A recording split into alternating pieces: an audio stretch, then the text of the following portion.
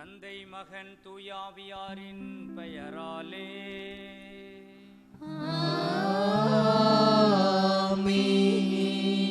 நம் ஆண்டவராகிய இயேசு கிறிஸ்துவின் அருளும் கடவுளின் அன்பும் தூய ஆவியாரின் நட்புறவும் உங்கள் அனைவரோடும் இருப்பதாக. ஆன்மாவோடும் இருப்பதாக.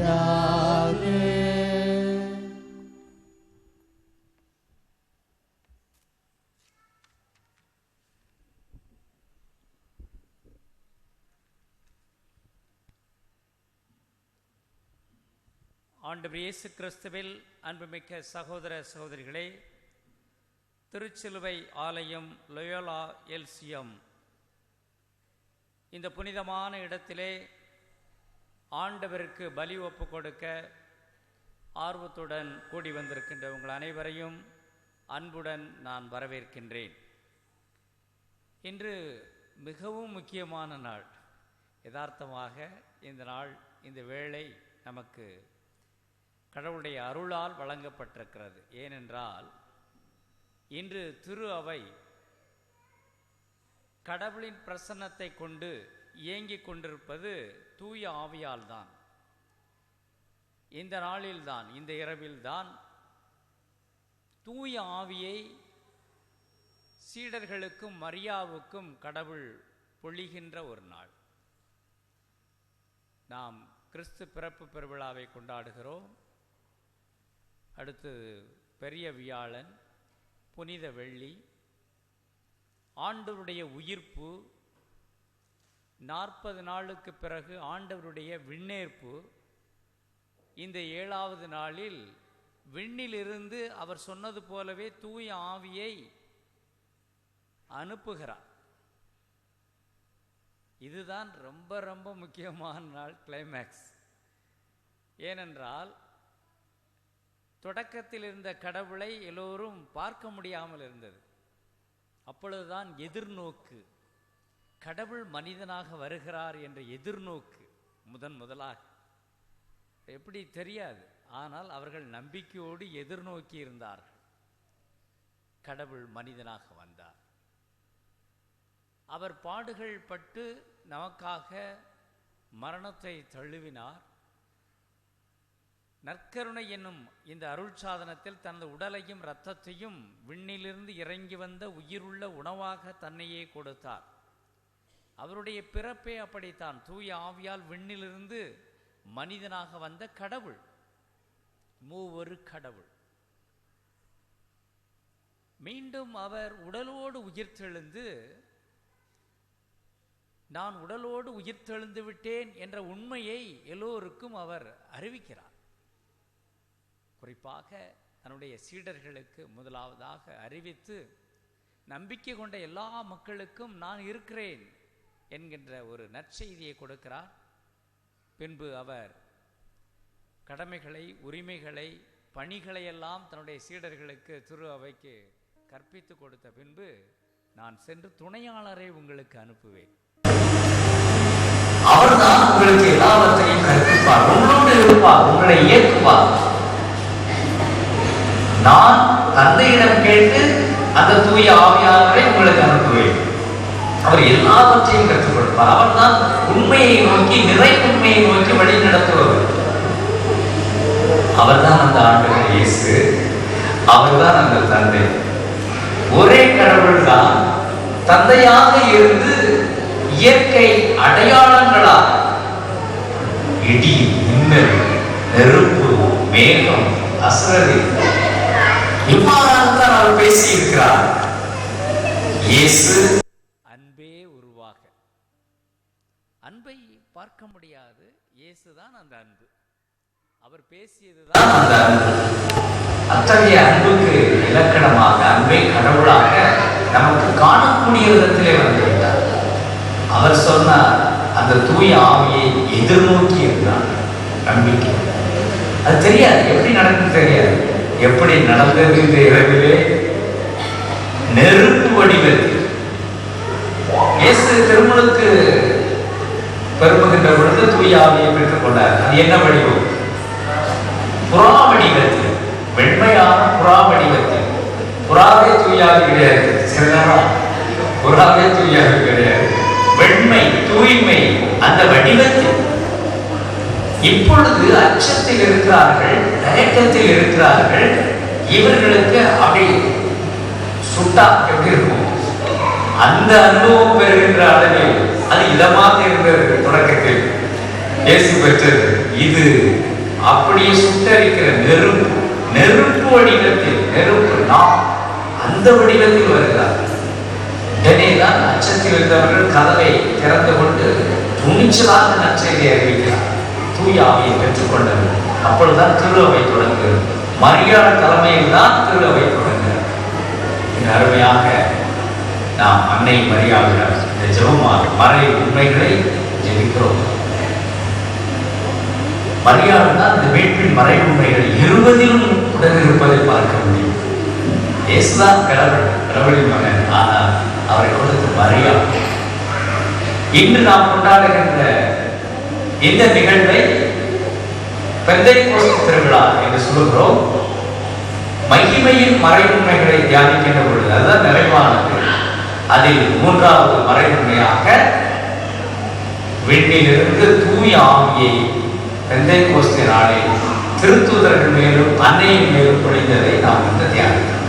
அதுதான் இந்த நிகழ்வு. இன்னைக்கு நாள் இந்த கிறிஸ்துமஸ் விட முக்கியமானது இயேசுடைய உயிர்ப்பு, முன்னேற்றம், அதையும் தாண்டி இது மிக முக்கியமானதாக வருகிறது. தூய ஆவி வரலன்னா எப்படி இருக்கிறோம்? தூய ஆவியை பெற்றிருக்கிறோம். ஒவ்வொரு திருப்பலியிலும், இறை வார்த்தையில், திருவருட் சாதனங்களிலும், ஜபத்திலும் இயற்கை வழியாக அந்த தூய ஆவியை நாம் பல்வேறு அனுபவங்களை பெற்றுக்கொண்டே இருக்கிறோம். இவ்வாறு நாம் பெற்றிருக்கிறோம். இந்த திருவையில் தூய ஆவி இருக்கிறார். அவர் தான் தன் இயேசுடைய உடலாகவும் ரத்தமாகவும் இந்த திருவருட் சாதனம் வழியாக பிரசன்னமாக இருக்கிறார். நம்மை இயக்குகிறார், உயிருடன் இயக்குகிறார்.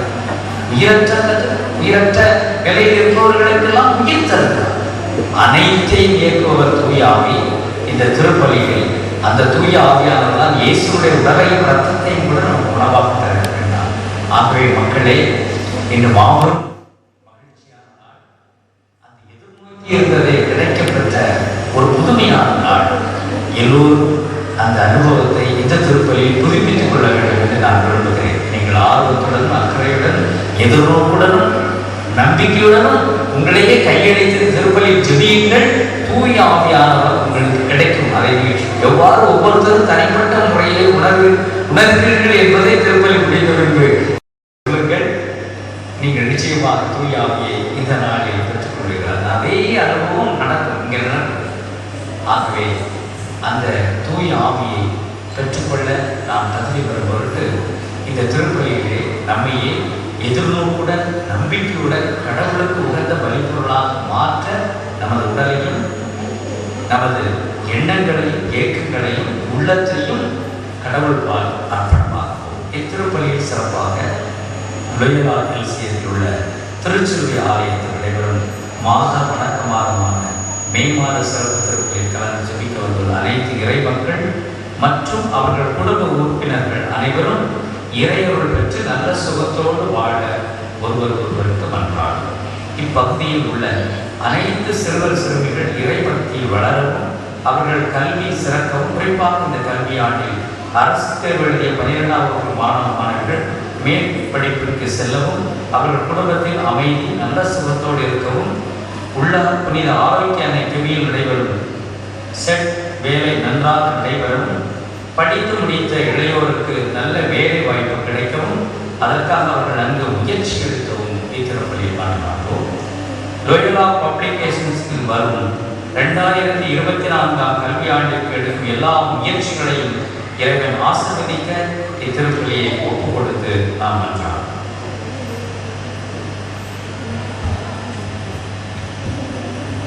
எல்லாம் வல்ல இறைவனிடமும் சகோதர சகோதரிகளிடமும் நான் பாவிகளை ஏற்றுக்கொள்கிறேன். ஏனெனில் என் சிந்தனையாலும் சொல்லாலும் செயலாலும் கடமையில் தவறியதாலும் பாவங்கள் பல செய்தேன். என் பாவமே, என் பாவமே, என் பெரும் பாவமே. ஆகையால் எப்பொழுது கன்னியான புனித மரியாதையும் வானதூதர் புனிதர் அனைவரையும் சகோதர சகோதரிகளையும் உங்களிடம் நாம் இறைவனாகிய ஆண்டவரிடம் எனக்காக வேண்டிக் கொள்ள மன்றாடுகிறேன். எல்லாம் வல்ல இறைவன் நம்மை இறக்க வைத்து நம் பாவங்களை மன்னித்து நம்மை நிலைவாழ்வுக்கு அழைத்து செல்வாராக. ஆமென்.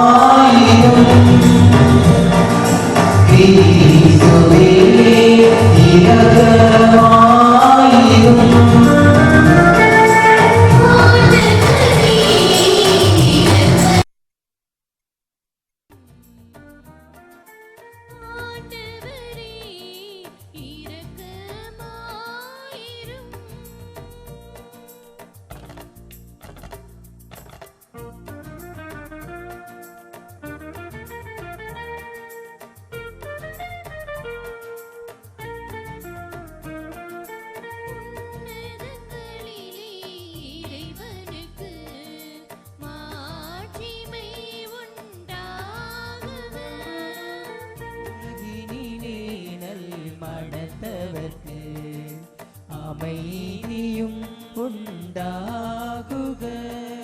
புகழ்கின்றோம் யாவும் உம்மையே, வாழ்த்துகின்றோம் இறைவனே.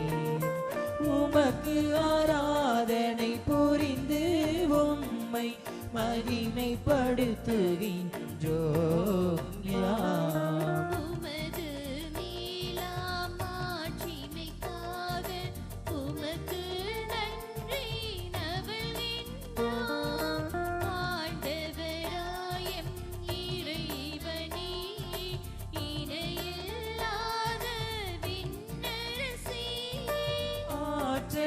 அனைத்தும் கொண்டு இளங்கும் தேவ தந்தை இறைவனே, ஏகமகனாக ஜெனித்த ஆண்டவர் இயேசு கிறிஸ்து இறைவனே.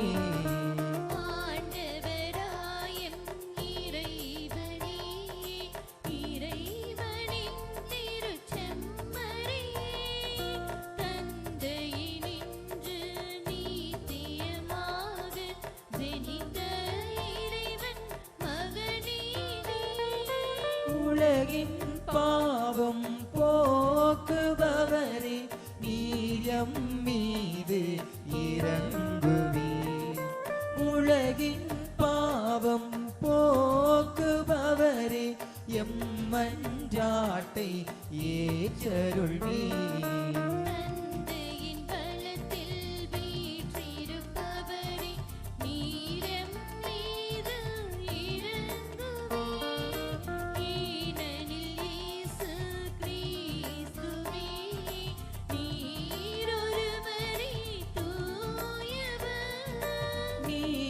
ஒருவரே ஆண்டவர், நீர் ஒருவரே உன்னதர்.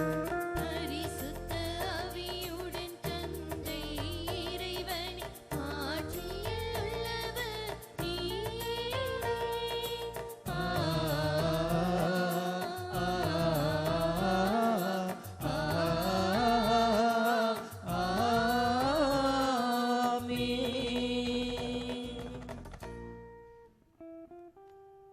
மன்றாடுவோமாக. என்றென்றுமுள்ள எல்லாம் வல்ல இறைவா, பாஸ்கா அருள் அடையாளத்தை நாங்கள் 50 நாள் மறை நிகழ்வாக தொடர்ந்து கொண்டாட திருவிழமானீர். பல்வேறு மொழி பேசுபவர்களாயும் மக்கள் சிதறண்டிருந்தாலும் ஒரே மனத்தவராயும் அது பெயரை அறிக்கையிட விண்ணக கொடையால் ஒன்று சேர்க்கப்படுவார்களாக. உம்மோடு தூய ஆவியாரின் ஒன்றிப்பில் இறைவனாய் என்றென்றும் வாழ்ந்து ஆட்சி செய்கின்ற எங்கள் ஆண்டவரும் உம் திருமகரமாகிய இயேசு கிறிஸ்து வழியாக உம்மை மன்றாடுகின்றோ. ஆமென்.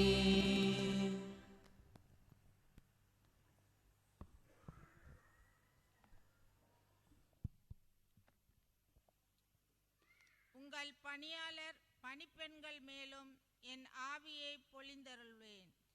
இறைவாக்கினர் யோவேல் நூலிலிருந்து வாசகம். அதிகாரம் 2, இறைவசனங்கள் 28 முதல் 32 வரை. ஆண்டவர் கூறுவது: நான் மாந்தர் யாவர் மேலும் என் ஆவியை பொழிந்தருள்வேன். உங்கள் புதல்வரும் புதல்வியரும் இறைவாக்கு உரைப்பர். உங்கள் முதியோர் கனவுகளையும் உங்கள் இளைஞர்கள் காட்சிகளையும் காண்பார்கள். அந்நாட்களில் உங்கள் பணியாளர் பணிப்பெண்கள் மேலும் என் ஆவியை பொழிந்தருள்வேன். இன்னும் விண்ணிலும் மண்ணிலும் வியத்தகு செயல்களைச் செய்து காட்டுவேன். எங்குமே இரத்த ஆறாகவும் நெருப்பு மண்டலமாகவும் புகைப்படலமாகவும் இருக்கும். அச்சம் தரும் பெருநாளாகிய ஆண்டவரின் நாள் வருமுன்னே கதிரவன் இருண்டு போகும், நிலவோ இரத்தமாக மாறும். அப்பொழுது ஆண்டவரின் திருப்பெயரை சொல்லி வேண்டுவோர் யாவரும் தப்பி பிழைப்பர். ஏனெனில் ஆண்டவர் கூறிய வண்ணமே சீயோன் மலையிலும் எருசலேமிலும் எஞ்சியிருப்போர் வாழ்வு அடைவர். ஆண்டவரால் அழைக்கப்பட்டவர்களே தப்பி பிழைப்பார்கள். இது ஆண்டவர் வழங்கும் அருள்வாக்கு. இறைவனுக்கு நன்றி.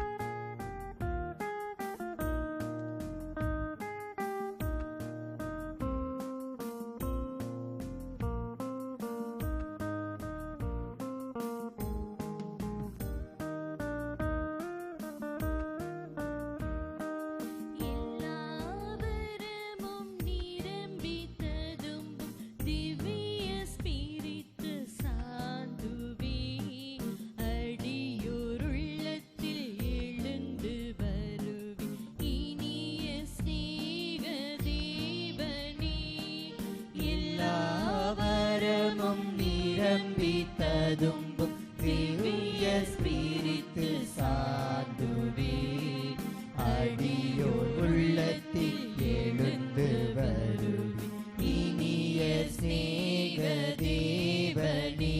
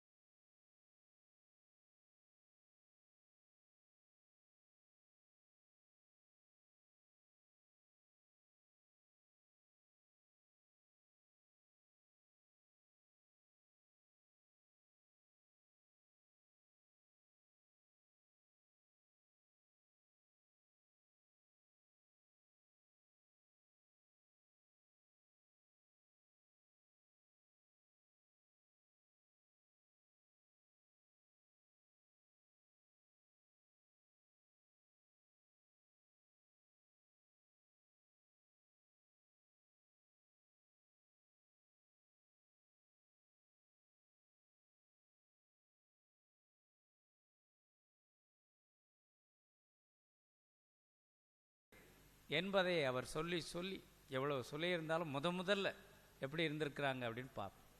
இன்றைக்குமே அப்படி இருக்கிறாங்க. ஆனால் இன்று அப்படி இருப்பதெல்லாம் நம்பிக்கை இல்லாத ஒரு நிலை. ஆனால் அன்று நம்பிக்கை இருந்தது, எதிர்நோக்கி இருந்தது. ஆனாலும் ஒரு தயக்கம், ஏதோ அவர்களுடைய அந்த பாடுகளில் அவர்கள் சந்தித்ததில் முயற்சி எடுக்காமல் இருந்திருப்பார்கள். ஆனால் மரியாள் தொடக்கத்தில் கடவுள் மனிதனாக பிறப்பதற்கு உரிய அர்ப்பணத்திலிருந்து பாடுகள், மரணம், உயிர்ப்பு, 40 நாட்கள் அவருடைய காட்சிகள், இன்று 50வது நாள்.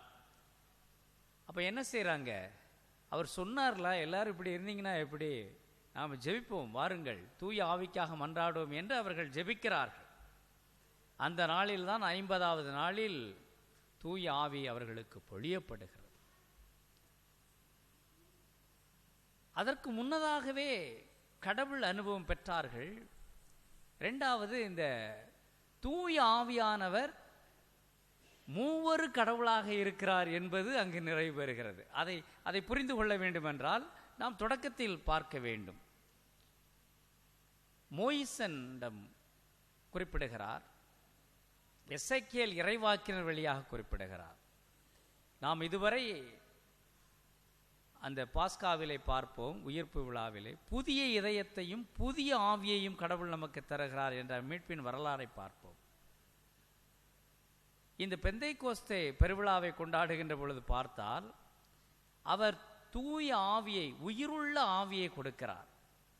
அதாவது எலும்புகள் கிடக்கிறது, அந்த எலும்புகளுக்கு அந்த உயிருள்ள ஆவியை கொடுத்து சதையை மூடி, தோலால் மூடி அவர்களை மனிதர்களாக மீண்டும் உயிர்ப்பிக்கிறார். கடவுள்தான் ஒன்றுமில்லாமையிலிருந்து எல்லாவற்றையும் படைத்தார், படைப்பை புதுப்பிக்கின்றார். படைப்புகளின் சிகரமாக இருக்கின்ற மனிதனை அவர் தூய ஆவியால் புதுப்பிக்கின்றார். இறந்தவரை உயிர்த்தெழச் செய்கின்றார். சும்மா காஞ்சி போன விறகு கட்ட எலும்பு, அதை உயிரோட்டத்துடன் அவர் எழுப்புகிறார். அதுபோன்று படைப்பு அனைத்துமே புதுப்பிக்கப்படுகின்ற பொழுது இன்று சிறப்பாக வாசிக்கப்பட்ட இறைவாக்கினர் யோவேல் அவர் எழுதியபடி, உங்கள் பணியாளர் பணிப்பெண்கள் மேலும் என் ஆவியை பொழிவேன், முதியோர் கனவுகளையும் இளைஞர்கள் காட்சிகளையும் காண்பார்கள், மாந்தர் யாவர் மேலும் ஆவியை பொழிவேன், விண்ணிலும் மண்ணிலும் வியத்தகு செயல்களை செய்வேன். பழைய ஏற்பாட்டு முழுக்க நாம் பார்க்கிறோம். ஒரு கற்பனை சொல்றாங்க பாருங்க. அந்த நாளில் இன்று உலகத்திற்கே இந்த பூமிக்கு ஒளி கொடுத்து கொண்டிருக்கின்ற அந்த சூரியன் கருப்பாக மாறும். எப்படி கற்பனை பண்ணி பாருங்க முதல்ல, அப்பதான் தெரியும். சூரியன் கருப்பான என்ன ஆகும்? நிலவு எவ்வளவு பசுமையா குளுமையாக இருக்கிறது, அது இரத்த கலர்ல மாறும்ன்றார், சிகப்பா மாறும்ன்றார். கடவுள் எவ்வாறு புதுப்பிப்பார் என்பதெல்லாம் எதிர்நோக்கில் உள்ளது, நமக்கு தெரியாது. நாம் இறப்போம், அது மட்டும் தெரியும், ஆனால் எப்படி இறப்போம் தெரியாது. எல்லோரும் கடவுளில் உயிர்த்தெழுவோம், அதுவும் நமக்கு தெரியாது. நிலைவாழ்வில் பங்கெடுப்போம், தெரியாது. ஆனால் இதெல்லாம் நடக்கும். இப்போ எல்லா மனிதரையும் மீட்கின்ற வரை கடவுள் காத்திருக்கிறார். ஆனால் தனி மனிதனுடைய மனமாற்றம் அவ்வப்பொழுதே அவர்களுக்கு தீர்ப்பை வழங்கி கொண்டுதான் இருக்கும். இது எப்பொழுது தொடங்கியது இந்த உலகம்? ஆகவே நாம் தனிப்பட்ட முறையில் மனம் மாற வேண்டும், மூவொரு கடவுள் மீது நம்பிக்கை கொள்ள வேண்டும். அன்றைக்கு தெரியாமல் இருந்தார்கள், அவர்கள் எதிர்நோக்கினார்கள். இன்றைக்கு நமக்கு எல்லாருக்கும் தெரியும், தெரிந்திருந்தும் நாம் காத்திருக்கவில்லை, எதிர்நோக்காமல் இருக்கிறோம், விழிப்புணர்வு இல்லாமல் இருக்கிறோம். ஆகவே நாம் தூய ஆவியை பெற்றுக்கொள்ள முடியாமல் இருக்கிறோம், அதனுடைய கனிகளை, பலன்களை அனுபவிக்க முடியாமல் இருக்கின்றோம். தூய ஆவியை நமக்கு திருமுழுக்கிலே கொடுத்திருக்கின்றார். இந்த திரு அவையின் வழியாக நாம் இயேசுனுடைய அந்த வார்த்தையை போட்டிருக்கிறாங்க அருமையா, கிறிஸ்துவின் பங்காளிகள். இந்த வார்த்தை நமக்கு நல்லா புரியும் இல்லையா? பங்காளி, பங்காளி வார்த்தை. எவ்வளவு உரிமை உள்ளவர்கள், ஒரு தந்தையினுடைய பிள்ளைகள் பங்காளிகள். அருள் வாழ்வில் பங்காளிகள். கிறிஸ்துவை பங்காளி என்று சொன்னால் நாம் சகோதரர்கள், சகோதரிகள். அப்ப கடவுளின் பிள்ளைகள், தந்தையினுடைய பிள்ளைகள். இந்த அனுபவத்தை யார் கொடுக்கிறார்? இந்த இணைப்பை யார் செய்கிறார் என்றால் தூய ஆவியானவர் தான். கடவுளின் பிள்ளைகளாக நம்மை உருவாக்குவதிலே தூய ஆவியானவர் நமக்கு செயல்படுகிறார். அது திருமுழுக்கில் பெற்றிருக்கிறோம். இந்த குழந்தைகள்லாம் இங்கே கவனிங்க, இப்போவும் உங்களுக்கு ஞானஸ்தானம் கொடுக்கும்போது விளையாடிக்கிட்டு தான் இருந்திருப்பீங்க, அல்லது அழுதுகிட்டு இருந்திருப்பீங்க.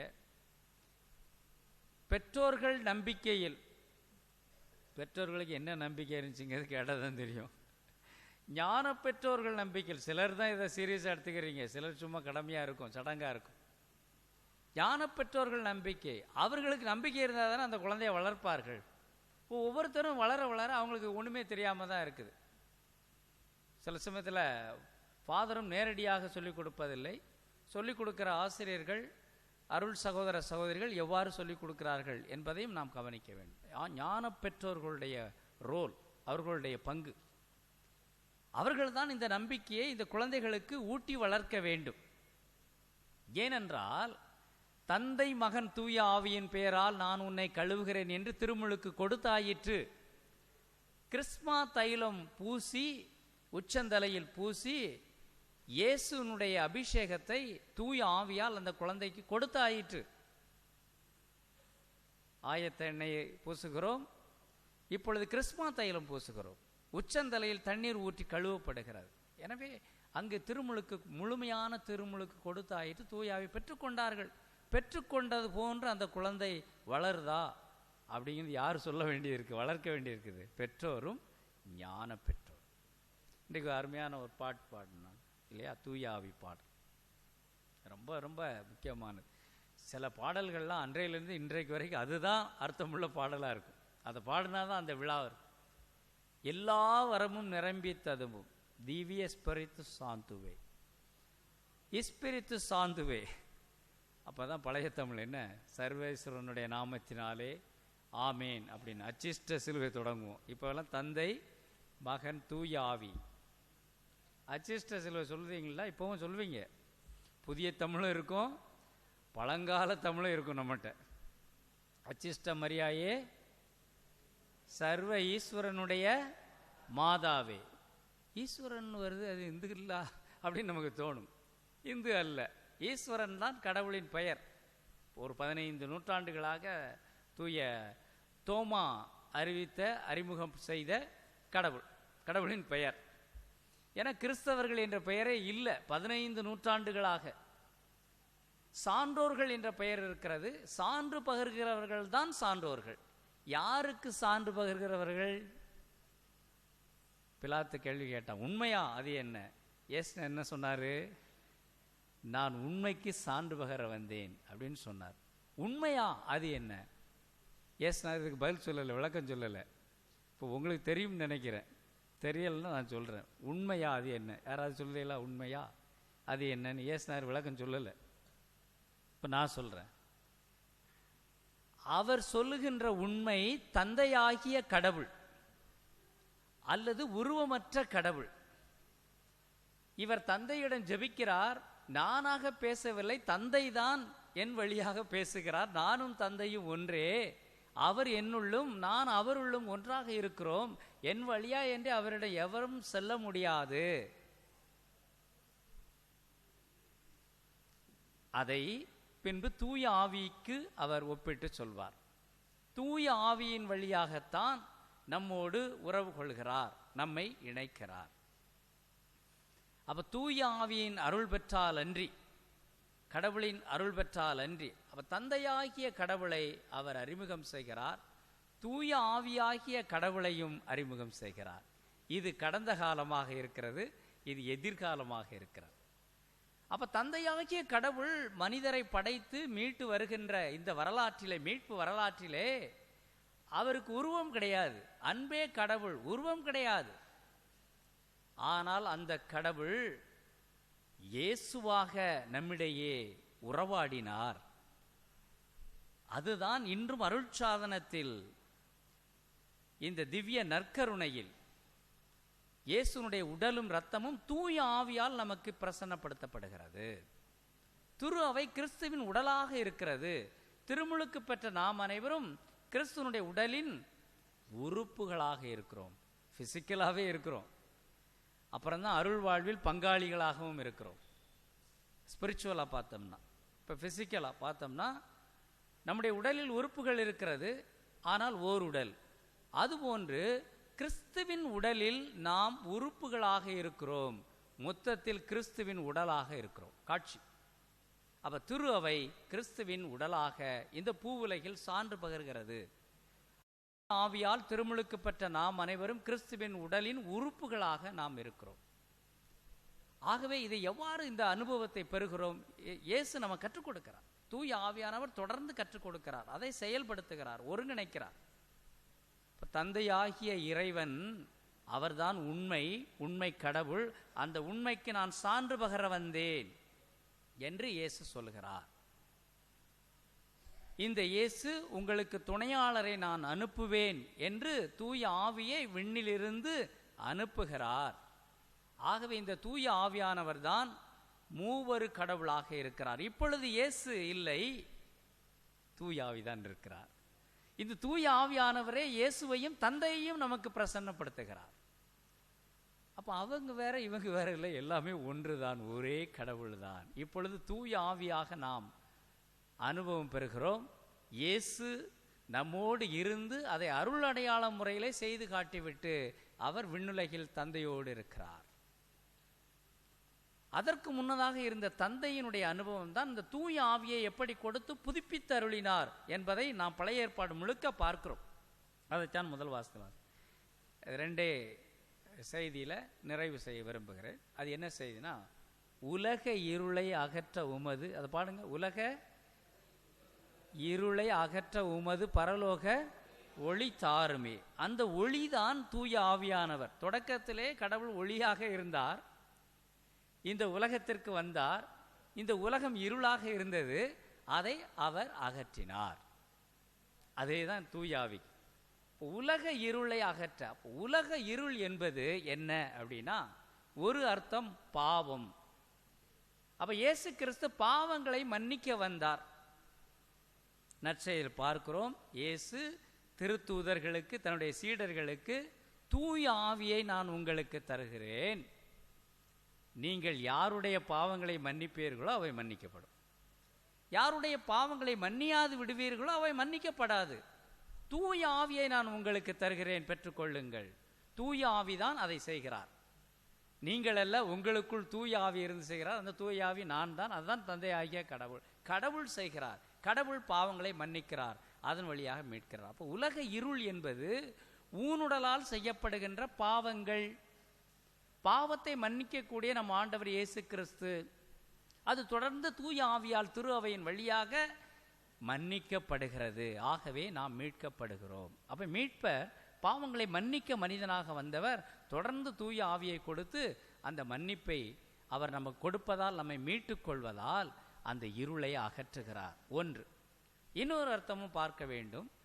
இந்த இருள் அறியாமையை குறிக்கிறது. அறியாமை இல்லையா? கல்வி, கல்வி ஒளி, இருள் அறியாமை. ஆகவே அவர் தூய ஆவியை பெற்றுக்கொள்ளுகின்ற பொழுது அறியாமை போகிறது. அறியாமை நாம் இந்த நம்முடைய நம்பிக்கை வாழ்விலே அறியாமையை எப்படி உணர்ந்து பார்க்கிறோம்? ஒரே கடவுளை நாம் அறிந்திருக்கிறோமா? தந்தையாகிய கடவுள் முன்னாடி சொல்லியிருப்பாங்க பழைய ஏற்பாடு. ஆனால் நம்முடைய முன்னோர்களே இயேசுவோடு இருந்தவர்கள். ஆனால் இன்றைக்கு இயேசு அருளடையாள முறையில் நம்மோடு இருக்கிறார், தூய ஆவியாக இருக்கிறார். அதை நாம் புரிந்திருக்கிறோமா? அதுதான். இதை புரிந்து கொண்டவர்கள்தான் இந்த அறியாமை என்னும் இருளை அகற்றியவர்கள். முதலில் சொன்ன அறியாமை வேறு, அது பாவத்தை சொன்னேன், இருள் என்பது. இன்னொன்று நான் கல்வி ஒளியை சொல்லுகிறேன். ஆகவே படித்திருக்க வேண்டும், அறிந்திருக்க வேண்டும். இயேசுவை அறிதல் என்று சொன்னாலே அவரோடு நாம் அனுபவித்தல், அவரை அறிந்திருத்தல். சும்மா தெரிஞ்ச நாலெட்ஜ் மட்டும் கிடையாது, அனுபவம். அப்போ இயேசு கடவுள், இயேசு மீட்பர் என்பதை அறிந்தது. இதை நாம் அறிந்திருந்தால் ஞானம், புத்தி, விமரிசை, அறிவு, திடம், பக்தி, தெய்வ பயம் ஆகிய 7 வரங்களை தூய ஆவியார் நம்ம கொடுத்துள்ளார். அதை நம்ம பயன்படுத்துகிறோமா? இவ்வாறு பயன்படுத்தி நாம் அதை வாழுகின்ற பொழுது தூய ஆவியினுடைய கனிகளாக 9 பண்புகள், நவ பண்புகளை நாம் பெற்றிருக்கின்றோம். அதுதான் பிளஸ்ஸிங், அதுதான் கிஃப்ட். ஆகவே வரத்தை கொடுத்துள்ளார். அந்த வரம் நமக்கு இந்த கனிகளை கொடுப்பது, அதுவே நமக்கு மீட்பை உறுதியாக்குவது. இவ்வுலகிலும் நிலையான உலகிலும் வாழ்வு மட்டுமல்ல, அது மகிழ்ச்சியையும் அமைதியையும் நமக்கு கிடைக்கச் செய்கிறது. ஆகவே நாம் இதனுடைய எதிர்ப்பதமாக பார்த்தோம் என்றால் ஊனுடலில் செய்யப்படுகின்ற பாவங்கள் இந்த உலகத்தில். அப்போ எத்தனை கடவுள் இருக்காரு? அது எண்ணவே முடியாது. இந்தியாவில் பல கடவுளெல்லாம் கிடையாது. இப்போ இந்தியாவில் மோடி கோச்சிக்கிடுவாருங்கிறதுக்காக நம்ம பொய்யை பேச முடியாது. ஒரே கடவுள் தான் உலகத்தில். ஒன்றே குலம் ஒருவனே தேவன் என்று தமிழருடைய ஆன்மவியல் சொல்லும்.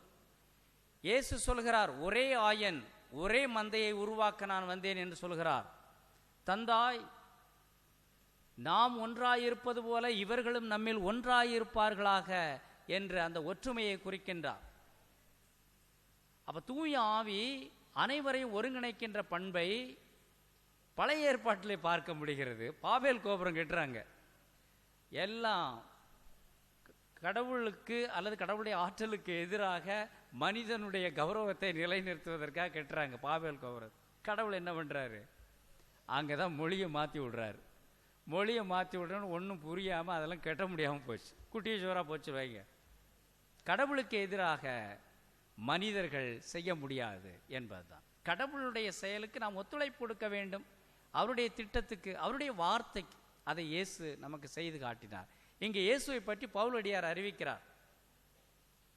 அங்கு அறிவித்து உயிர்ப்பை பற்றி அறிவிக்கிறார், நிலைவாழ்வை பற்றி அறிவிக்கிறார், தூய ஆவியை பற்றி அறிவிக்கிறார். இப்பொழுது கலிலேயர்கள் எல்லோரும் பேசி கொண்டிருக்கிறார்கள். என்னன்னா இவங்க கலிலேயர்கள் தான் பேசுகிறாங்க, இவங்க எல்லா மொழியும் நம்ம கேட்குது. இப்போ வெவ்வேறு மொழிகள், எத்தனை மொழிகள், ஏறத்தாழ 7-9 அந்த மொழிகள் உள்ளவர்கள் அந்த நாட்டிலேருந்து அங்கே கூடியிருக்கிறாங்க விழாவுக்கு, பெரும் விழாவுக்கு. ஆனால் கலிலேயர்கள் அங்கே பேசுகிறாங்க. அவங்க பேசுகிற மொழி எல்லாருக்கும் அவரவர் மொழியில் கேட்குது. அப்போ ஒரே மொழியை பல மொழியாக சிதைத்து பிரிவினை உண்டாக்குவது எதற்காக என்றால், மக்கள் கடவுளின் பிள்ளைகளாக இல்லாமல் கடவுளுக்கு எதிரானவர்களாக மாறினார்கள். அப்பொழுது அவங்களுக்கு ஒரு குட்டு, ஒரு அடி கொடுக்குறார் கடவுள், ஒழுங்காக திருந்துங்க எல்லாரும் அப்படின்னு. இப்போ பல மொழியில் இருந்தாலும், அதனால அந்த பெரும் காற்று இதை எவ்வாறு இந்த தூய ஆவியானவர் மொழியாக மாற்றி கடவுளிடம் சொல்கிறார். இதை நம்ம புரிய முடியா சொல்லணும்னா பெருமூச்சு விடுவோம் சில நேரம். எதுக்கு பெருமூச்சு விடுறோம்னு சொல்லுங்க பார்ப்போம். பெருமூச்சு விடுறவங்க சொல்லுங்க பார்ப்போம். நம்ம நினைச்சது நிறைவேறாமல் இருக்கும், சரிதானா? அதனால அதை ஏக்க பெருமூச்சு விடும். அதை ஏக்க பெருமூச்சுன்னு தான் சொல்லுவோம் இல்லையா? ஏக்கம், அந்த எண்ணங்கள் நிறைவேறல, அதனால ஒரு பெரும் மூச்சு விடுவோம். இது நமக்கே புரியுது. கடவுள் அந்த இறை வார்த்தையில் சொல்லுகிறார், உங்களுடைய மூச்சுகளினுடைய லாங்குவேஜ், அந்த மொழியை தூய ஆவியானவர் கடவுளுக்கு எடுத்து சொல்லி அதை நிறைவேற்ற வைப்பார் அப்படின்னு சொல்லப்படுகிறது. அப்போ இங்கே ஜெபிக்க வந்திருக்கீங்கல்ல, நீங்கள் பெருமூச்சு விட்டாலே போதும், தூய ஆவி அதை கடவுள்கிட்ட அந்த லாங்குவேஜை மாற்றி கொடுத்துருந்தார். அவர் அதை கேட்டுக்கிட்டு அதை செஞ்சு கொடுப்பார். அதுதான் ஜபத்தினுடைய மூச்சு, அதுதான் நம்பிக்கையின் மூச்சு, அதுதான் எதிர்பார்ப்பின் மூச்சு என்பதை நாம் புரிந்து கொள்ள வேண்டும். இது இன்னொரு செயலில் உங்களுக்கு புரிய வைக்கணும்னா, தமிழ் இலக்கணம் படித்து குழந்தை எழுத படிக்க தெரியறதுக்கு முன்னாடி அந்த குழந்தை பேசுமா பேசாதா? அது பிறந்த உடனே பேசும். எப்படி பேசும்? எப்படி பேசியிருப்பீங்க? அது அழும், அவ்வளோதான். அது அழுதுச்சுன்னா தாய் என்ன செய்வா? ஐயா குழந்தைக்கு வயிறு பசிக்குது அப்படின்னு பால் கொடுப்பாங்க. அதுதான் மொழி. அது மொழி அல்ல, ஒரு அதிர்வு. அது தாய்க்கு புரிகிறது, கடவுள் மாதிரி அந்த தாய் அந்த குழந்தைக்கு. அப்போ மனிதர்கள், குழந்தைகள் கடவுளின் பிள்ளைகள் என்றால் கடவுள் இந்த மொழியை புரிந்து கொள்வார். இங்கே இலக்கணமெல்லாம் தேவை கிடையாது கடவுள்கிட்ட பேசுவதற்கு. அதுதான் மொழி. அதனால தான் கடவுளின் மொழி எல்லோருக்கும் புரிந்தது. நம்முடைய பல மொழிகளும் கடவுளுக்கு புரியும், நமக்கு தான் புரியாது. அப்போ ஒரே மொழி இந்தியாவில் இருக்க வேண்டியதானு சொன்னால் அது முட்டாள்தனமான பேச்சு. அந்த மொழி அன்பின் வெளிப்பாடு, அந்த மொழி கடவுளின் குரல். அது உறவை இணைக்கிறது, அது தேவையை நிறைவேற்றுகிறது. இங்கு வேறு ஒரு அரசியலுக்காக சொல்லுகின்ற பொழுது அங்கு பிரிவினைகள் தான் ஏற்படுகிறது, சண்டை சச்சரவுகள் தான் ஏற்படுகிறது. இந்த மொழி இணைக்காது. இந்தியாவில் உள்ள மொழிகள்லாம் ஒரு மொழியாக இணைச்சாப்புல எல்லாரும் ஒன்றும் ஆயிர போகிறதே கிடையாது. அப்படி என்றால் கடவுள் மனிதரை படைத்தது சுதந்திரம், சமத்துவம், சகோதரத்துவம், கடவுளின் பிள்ளைகளாக வாழுகின்ற ஆளுமை, அவர்களுடைய மாண்பு, ஆண் பெண் வேறுபாடு இல்லாமல், ஏழை பணக்காரன் இல்லாமல், பிறப்பினால் எந்த வேறுபாடு உயர்வு தாழ்வும் கிடையாது. இவ்வாறாக அவர் மானுட சமூகத்தை தன்னுடைய சாயலாக மாண்புக்குரியவர்களாக படைத்தார். தூய ஆவியானவர் அத்தகைய மாண்புக்குரியவர்களை அந்த மாட்சியுற செய்கின்ற வரை உடனிருந்து வழிகாட்டுகிறார். அதில் ஒரே ஒரு விஷயத்தை புரிஞ்சுக்கிறணும், நாம் கடவுளோடு மாட்சிப்படுத்தப்படுவோம், அந்த எதிர்நோக்கி இருக்க வேண்டும். அதற்கு முன்னதாக இயேசு பாடுகள் பட்ட பின்பு தான், துன்பத்திற்கு பிறகுதான் மாட்சிப்படுத்தப்படுவார். அதன் பின்பு தான் தூய ஆவி அவருக்கு அருளப்படுகிறது, நமக்கு கொடுக்கப்படுகிறது என்பதை பார்த்தால் கிறிஸ்தவ வாழ்வில் துன்பங்கள் உண்டு, சிலுவைகள் உண்டு. இது சிலுவை. எல்சியம் பெர்க்மான்ஸ் அவர்கள் அருமையாக இந்த சிந்தனையை இந்த பகுதியில் பரப்புவதற்காக இந்த இடத்தை புனிதமாக உயர்த்தியிருக்கிறார். இந்த இடத்தில் கடவுள் குடிகொண்டிருக்கிறார். இந்த திருச்சிலுவை இயேசுனுடைய பாடுகளை, துன்பத்தை, மரணத்தை அறிவிக்கிறது. இந்த துன்பம் மகிழ்ச்சியாக மாறும், இன்பமாக மாறும். மீட்பின் சின்னமாக சிலுவையை மாற்றிய அந்த இயேசு நம்மையும் மீட்பின் கருவியாக மாற்றி நம் வழியாக அந்த மீட்பை இந்த சமூகத்துக்கு கொடுக்க போகிறார். நமக்கு முதலிலே கொடுத்து விடுவார், நம் வழியாக இந்த சமூகத்துக்கு கொடுக்க போகிறார். ஆகவே இந்த திருச்சிலுவை எல்சியத்தில் இணைந்திருக்கின்ற நாம் ஒவ்வொருவரும் தூய ஆவியை பெற்றுக்கொள்வோம். அது கடவுளின் ஆவியானவர் திருமுழுக்கிலே பெற்றிருப்பதை, உறுதி பூசலை பெற்றிருப்பதிலே நாம் அதை புதுப்பித்துக் கொள்வோம். நம்மகிட்ட இருக்குங்கிறத எல்லாரும் மறந்துடுவோம். இருக்காரு அப்படிங்கிறத அப்போ என்னெல்லாம் செய்யணும், அதெல்லாம் நம்ம தான் செய்யணும். நினைவாக செய்ய முடியும் நம்மால். தூய ஆவி இருக்கிறவர்களிடத்தில் முடியாதது என்று ஒன்றுமில்லை. ஏனென்றால் கடவுளால் ஆகாதது ஒன்றுமில்லை, கடவுளால் எல்லாம் முடியும். கடவுளுடைய ஆவியானவர் நம்மோடு இருந்தால் எல்லாமே முடியும். அதனால தான் இப்படி சொல்லுவாங்க ஆங்கிலத்தில், with Jesus we are heroes, without Jesus we are zeros அப்படிம்பாங்க. ஆகவே இது எப்படி சொன்னாலும் ஒன்று தான். தூய ஆவி, தந்தை, மகன், தூய ஆவியானவர் மூவரு கடவுளாக நமக்கு கொடுக்கப்பட்டுள்ளார். அதை நாம் புதுப்பித்து கடவுளின் பிள்ளைகளாக சான்று பகர்வோம். கடவுளின் பிள்ளைகளாக நாம் ஒரே குடும்பமாக வாழுகின்ற பொழுது இந்த உலகத்தில், இந்த நாட்டில் நமக்கு பல்வேறு சவால்கள் இருக்கிறது. அந்த சவால்களில் இந்த அறியாமையை நாம் போக்கி இந்த ஒளியை பெற்றவர்களாக சான்று பகர வேண்டும். இயேசு எப்படி சான்று பகர்ந்தார்? அது மாதிரி என்ன அறியாமை என்று சொல்கின்ற பொழுது ஒரே கடவுள், அவர் மூவர் கடவுளாக இருக்கிறார். அதனால இப்போ இது உங்களுக்கு புரிஞ்சிருச்சு, இந்த லாங்குவேஜ் தெரியாதுல உங்களுக்கு புரிஞ்சிருச்சு. ஆனால் உங்களுக்கு ஒரு கேள்வி கேட்டு புரிய வைக்க போகிறேன் திரும்பவும்.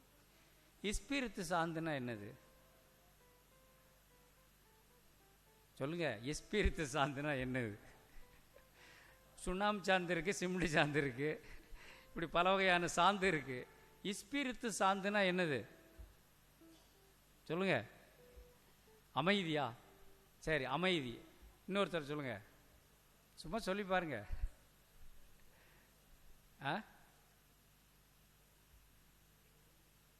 பிதாவுடையும் சுதனுடையும் இஸ்பிரித்து சாந்தோடையும் நாமத்தினாலே ஆமன்னு சொல்லியிருக்கோம். அப்போ இஸ்பிரித்து சாந்துனா அமைதியான யோசித்து பாருங்க. Very good. எல்லாரும் ஒரு கை தட்டி வாழ்த்துவோம். யோசிக்காமலே சாதாரணமாக கேட்டாலே பரிசுத்தாவின்னு சொல்லிடலாம், சரிதானா? சொல்லிடலாம். ஆனால் நீங்கள் வேறு ஏதோ அர்த்தம் சொல்ல போகிறோம். நான் என்ன அர்த்தம் உங்களுக்கு சொல்ல போகிறோம்னா, இந்த நம்பிக்கை, நானே சின்ன பிள்ளையிலேருந்து இந்த ஜபம் தான் சொன்னேன். ஆனால் போய் லத்தீனு, ஏன் இறையியல் இதெல்லாம் படித்ததுனால இந்த விவரத்தை உங்களுக்கு சொல்ல போகிறேன். ஸ்பிரிக்துஸ் சாங்துஸ்ன்னு சொல்லியிருப்பாங்க. லத்தீன் பூசை தான் முதல்ல இருந்துச்சு, சாமியார்கள் வந்து வச்சது. சேஸ் சபை தான் நமக்கு இங்கே வந்து சொல்லி கொடுத்துறாங்க. அப்போ பீடத்தை பார்த்து திரும்பி இருந்து பூசை வைப்பாங்க. அப்போ வந்து ஸ்பிரிக்துஸ் சாங்துஸ்ன்னு சொல்லியிருப்பாங்க லத்தீனில்.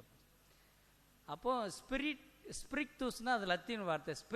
ஸ்பிரிட்னா ஆவி, சரியா? சாங்துஸ் அப்படின்னா செயிண்ட்டு, அது வந்து தூய, புனித, பரிசுத்த, தமிழ் வார்த்தை இவ்வளோ இருக்குது. அதனால் தூய ஆவி, பரிசுத்த ஆவி, ஆவியானவர் அப்படிங்கிறது. இது தெரியாட்டில் நம்ம எல்லாருமே நம்பி இருக்கிறோம், அது தெரிஞ்சும் வச்சுருக்கிறோம், இன்றைக்கி வரைக்கும் நமக்கு தெரியும். ஆனால் ஸ்பிரிக்துஸ் சாங்துஸ் தான் இஸ்பிரித்து சாந்துன்னு தமிழ் வார்த்தையாக மாறி இருக்குங்கிற விஷயம் தெரியாது. அதை நான் இங்கும் அங்கும் படித்திருப்பதால் நம்மகிட்ட உள்ள லாங்குவேஜ் என்ன, அங்கே உள்ள லாங்குவேஜ் என்னது புரிய முடிகிறது. ஆகவே நான் புரிந்ததை உங்களுக்கு சொன்னேன். இது மாதிரி நம்ம சோசியல் அவங்களுக்கு இன்னொன்று சொல்லி தரணும்னா, ஆக்வாஃபினா கொடுங்க அப்படின்னு 20 ரூபா கொடுத்து வாங்குவீங்கள. ஆக்வாஃபினானா என்னது? அது ஒரு லத்தீன் வார்த்தை, சரிதானா? யாராவது தெரிஞ்சு வச்சுருக்கீங்களா? ஆக்குவானா வாட்டர், ஃபினானா ஃபைன், குட் அப்படின்னு அர்த்தம். அப்படின்னா நல்ல நல்ல தண்ணின்னு அர்த்தம். நல்ல தண்ணி 20 ரூபாய்க்கு கொடுங்கன்னா முதல் நீங்கள் தான் வாங்குவேலா, இல்லை நல்ல தண்ணி கொடுங்கன்னா எல்லோரும் சிரிச்சுக்கிட்டு இருப்பாங்க. ஆக்வாஃபினா கொடுங்க அப்படின்னு உடனே 20 ரூபா கொடுத்து 1 லிட்டர் தண்ணி நம்ம வாங்கி குடிப்போம். அது லத்தீன் வார்த்தை. ஆகவே லத்தீன்லேருந்து தான் நமக்கு வந்தது இந்த மொழி, இந்த நற்செய்தி, மீட்பின் செய்தி, இந்த செபங்கள் அப்படின்னு பார்க்கின்ற பொழுது லத்தீன் தெரியாட்டிலும் நம்ம உண்மையை புரிஞ்சிருக்கும். அதுபோல் தூய ஆவியானவர் நமக்கு வெளிப்படுத்துவார். இந்தியர்களாக நாம் வாழ்கிறோம், தமிழர்களாக வாழ்கிறோம், பல்வேறு சமூக பண்பாட்டு பின்னணியில் நாம் வாழ்கிறோம், கல்வித்தளங்களிலும் நாம் மாறுபடுகிறோம். என்றாலும் புரிதலில் அறியாமை என்னும் இருளை போக்கி உண்மையான ஒரே கடவுளை நாம் புரிந்து கொள்ள வேண்டும். அதுதான் அந்த அறியாமையை போக்குவதை தவிர இந்த படிப்பு உலக பிராரமான படிப்பு அல்ல. அது இன்னைக்கு நெட்டில் வந்துடுது, அதில் எல்லாம் நிறையா வந்துடுது. ஆகவே நாம் உண்மை கடவுளை, ஒரே கடவுளை அறிய வேண்டும். அதை இயேசு கற்றுக் கொடுத்தார், சான்று பகர்ந்தார். சான்று பகர்ந்தவர்கள் சான்றோர்கள் என்றால் கிறிஸ்துவுக்கு சான்று பகர்ந்தவர்கள் 16வது நூற்றாண்டிலிருந்து இன்றைக்கு நீங்களும் நானும் தான். நாம் சான்றோர்கள்னு சொல்லலை, கிறிஸ்தவர்கள்னே சொல்கிறோம். கிறிஸ்து அவர்கள், கிறிஸ்து அவன், கிறிஸ்து அவள், கிறிஸ்து அவர்கள். ஆகவே கிறிஸ்து நமக்குள் இருக்கிறார், அது தூய ஆவியாக இருக்கிறார். நாம் தான் தூய ஆவியை கொண்டிருக்கிறோம், நாம் தான் கிறிஸ்துவை கொண்டிருக்கிறோம், நாம் தான் அந்த தந்தையாகிய கடவுளை உருவமற்ற அவரை அன்பாக நாம் கொண்டிருக்கிறோம். ஆகவே நாம் மூவொரு கடவுளை வாழ்ந்து காட்ட வேண்டும், சான்று பகர வேண்டும், அறிந்து கொள்ள வேண்டும், அனுபவிக்க வேண்டும். அதையே நாம் சான்று பகன்று அறிவிக்க வேண்டும். அதன் வழியாக நாமும் மீட்கப்படுகிறோம், நம்முடைய தலைமுறையும் நம்முடைய சமூகமும் மீட்கப்படுகிறது. அந்த மீட்பை தேவையில் இருப்பவர்களுக்கும் இதை அறியாமல் இருக்கவர்களும் அறிந்து கொண்டு இந்த மீட்பை தமதாக்கி கொள்ள இந்திய மக்களும் மனம் மாற வேண்டும் என்றும் நாம் அவர்களுக்காக மன்றாடுவோம். உலக மக்களினங்களையே ஒன்றிணைக்கின்ற இந்த தூய ஆவியானவரை கடவுள் தொடக்கத்திலிருந்து படைத்தவர், வழிநடத்தியவர், இயேசுவை மீட்பராக கொடுத்தவர், தூய ஆவியை துணையாளராக கொடுத்து இன்றும் வழிநடத்துவதற்காக நாம் நன்றி கூறுவோம். நாம் மீட்கப்படுகின்ற அந்த வரிசையிலே நாம் ஒவ்வொருவரும் மீட்பின் கருவிகளாக செயல்பட வேண்டும். தூய ஆவியை பெற்றுக்கிறோம், வாங்கி பொத்தி பேசாமல் வச்சுக்கிற கூடாது. அதை நாம் பயன்படுத்த வேண்டும், செயல்படுத்த வேண்டும். செயல்தானே உண்மையான இந்த விசுவாசம், நம்பிக்கை. ஆகவே அதை நாம் செயல்படுத்துவதன் வழியாகத்தான் அது மல்டிப்ளை ஆகுது. பாருங்களேன், 5 தாலந்து 10 ஆக்கினவனை பாராட்டுறாரு, 2 தாலந்து 4 ஆக்கினவனை பாராட்டு, 1 தாலந்து புதைச்சி வச்சுட்டாரு, திட்டுறாரு. நீ ஏன் வச்சிருந்த, நான் வேற ஆள்கிட்டையாவது கொடுத்துருப்பேனே அப்படின்னு சொல்லிட்டு. ஆகவே தூய ஆவியை பெற்றுக்கொண்டிருக்கின்ற நாம், நீங்கள் மட்டும் சொல்லலை, நாம் அதை புதைத்து வைத்து விடாமல் அதை நாம் பயன்படுத்த வேண்டும். அந்த மகிழ்ச்சியை, அந்த வெற்றியை பிறருக்கும் வழங்க வேண்டும். கடவுளிடம் மன்றாடினால் அவர் நமக்கும் தருகிறார், பிறருக்கும் தருகிறார். அது காசு பணம் இல்லை. தூய ஆவியை பெற்றுக்கொள்வதற்கு காசு பணம் இல்லை. நம்பிக்கையும் எதிர்நோக்கும் அர்ப்பணமும் அந்த ஜெபமும் தான் நமக்கு அடிப்படையாக இருக்கின்றது. ஆகவே இந்த திருப்பலியில் நீங்கள் இன்னும் இப்பொழுதே கிடைத்திருக்கும் சிலருக்கு இன்னும் தொடர்ந்து திருப்பலி முடியும் வரை உங்களை அர்ப்பணித்து ஜெபியுங்கள். தூய ஆவி உங்கள் மீது இறங்குவதன் வழியாக நல்ல உடல் நலத்தை கொடுப்பார், நல்ல மன அமைதியை கொடுப்பார், ஆற்றலை கொடுப்பார், நோய்களை குணமாக்குவார், உங்களை மீட்பின் கருவியாக பயன்படுத்துவார். நாம் அனைவரும் கிறிஸ்துவோடு இணைந்திருக்கின்றபடியினால் கிறிஸ்து குறையற்றவர், நாமும் குறையற்றவர்கள். பாவம் எல்லாம் மன்னிக்கப்படுவதால் தூய்மையானவர்கள். நமக்கு அந்த மீட்பை இந்த திருப்பலியின் வழியாக, இந்த இறைவார்த்தையின் வழியாக புனிதப்படுத்தி உறுதிப்படுத்தி இருக்கிறார். அந்த மீட்பை பெற்றவர்களாக நம்முடைய மக்கள் அனைவருக்கும் இந்த மீட்பின் நற்செய்தியை அறிவிக்கவும் சான்று பகரவும் வாழ தூய ஆவியானவர் தொடர்ந்து நம்மிலே, நமது குடும்பத்திலே, நமது சபையிலே, நம்முடைய சமூகத்திலே இருந்து வழி நடத்திட வேண்டும் என்று இத்திருப்பலியில் அர்ப்பணித்து மன்றாடும். எல்லோரும் எழுந்து நின்று நம்முடைய நம்பிக்கையை அறிக்கையிட்டு பாடுவோமா? பாடி பதிப்பித்துக் கொள்வோம்.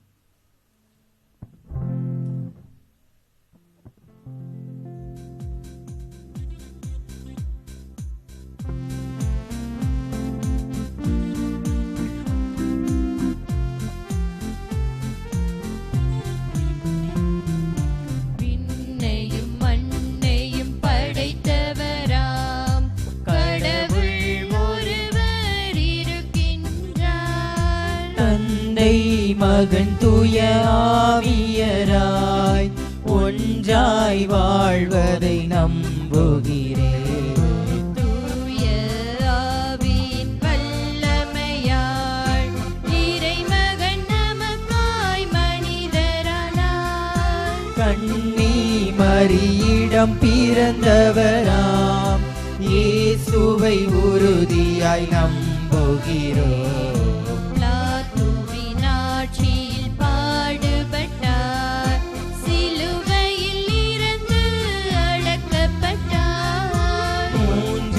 நாளில் உயிர் தெழுந்தார், இறப்பின் மீதே வெற்றி கொண்டார். விண்ணகம் வாழும் தந்தையிடம் அரியணை கொண்டு இருக்கின்றார். உலகம் முடியும் காலத்திலே நடுவராய் திரும்பவும் வந்திடுவார்.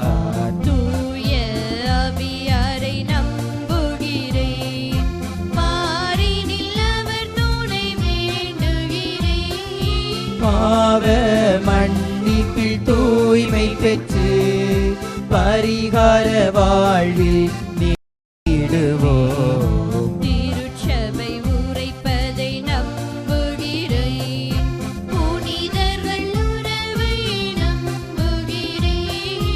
உடலின் உயிர்ப்பை நிலை வாழ்வை உறுதியுடனே நம்புகிறேன்.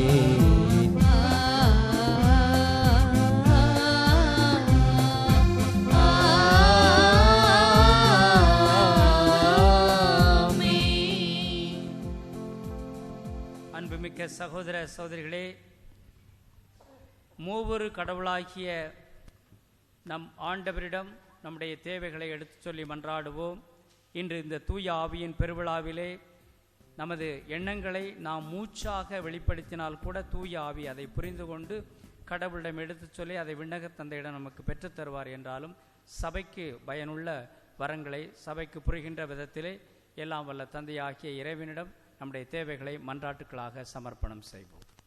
ஆண்டவரே இறைவா, திருச்சபை ஆளும் எங்கள் பாப்பரசரையும் பாளை மறை மாவட்ட ஆயரையும் பாளை மறை மாவட்டத்தில் உள்ள எல்லா குருக்களையும் மற்றும் அகில உலக திருச்சபை அனைத்து தந்தையர்களும் மேலும் முத பரிசுத்த ஆவியானவர் நிறைவாக பொழிந்து அவர்கள் நிறை ஞானத்தோடு இந்த திருச்சபை வழிநடத்த வேண்டும் என்று இறைவா உம்மை மன்றாடுகிறோம்.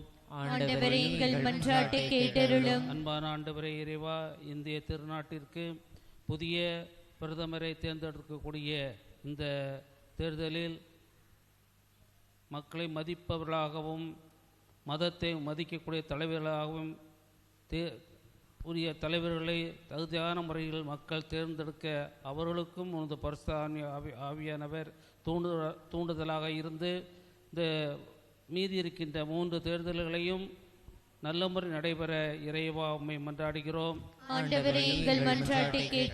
அன்பான ஆண்டவராய் இறைவா, இந்த மே மாத வணக்க மாதம் இந்த திருப்பலியில் கலந்து கொள்ள வந்திருக்கின்ற இந்த இறை சமுதாயத்தை நீரை ஆசீர்வதியும்.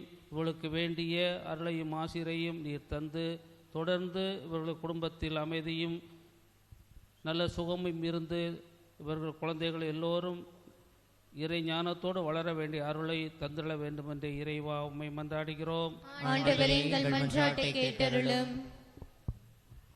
நம்முடைய தனிப்பட்ட தேவைகளையும் இப்பொழுது மௌனமாக நினைவு கூர்ந்து மன்றாடுவோம்.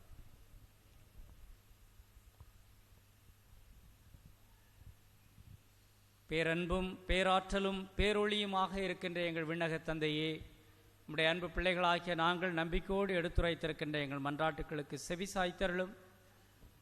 இவ்வுலக மீட்பு பெறுவதற்காக உம்முடைய பிரசன்னத்தை தொடர்ந்து தூய ஆவியின் வழியாக எங்களுக்கு கொடுத்து வழிநடத்தி வருகின்றீர்.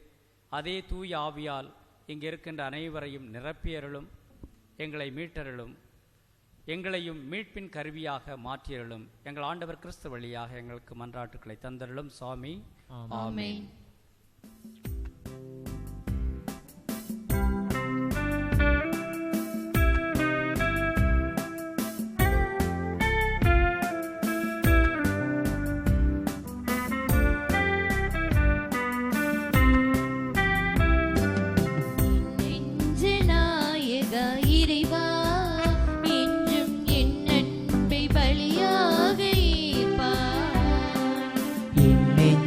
நாயகா இறைவா, என்றும் என் அன்பை பலியாக ஏற்பாய்.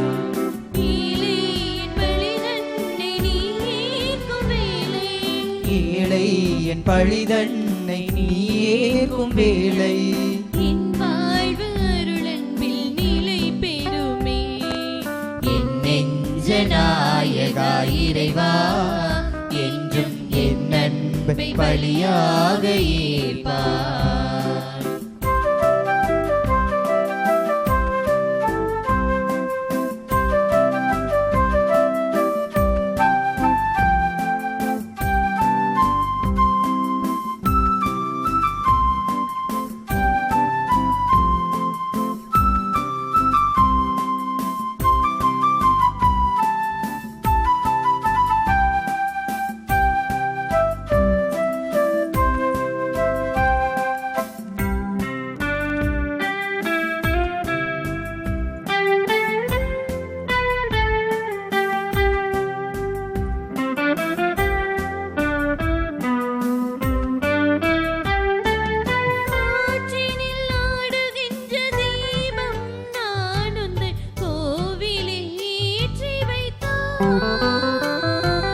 சேற்றினில் வாழுகின்ற சிறுமலர் நான் உந்தன் பூஜையில் சேர்த்து விட்டாய். என்னை உன் நெஞ்சோடு இணைக்கின்ற போது, என்னை உன் நெஞ்சோடு இணைக்கின்ற போது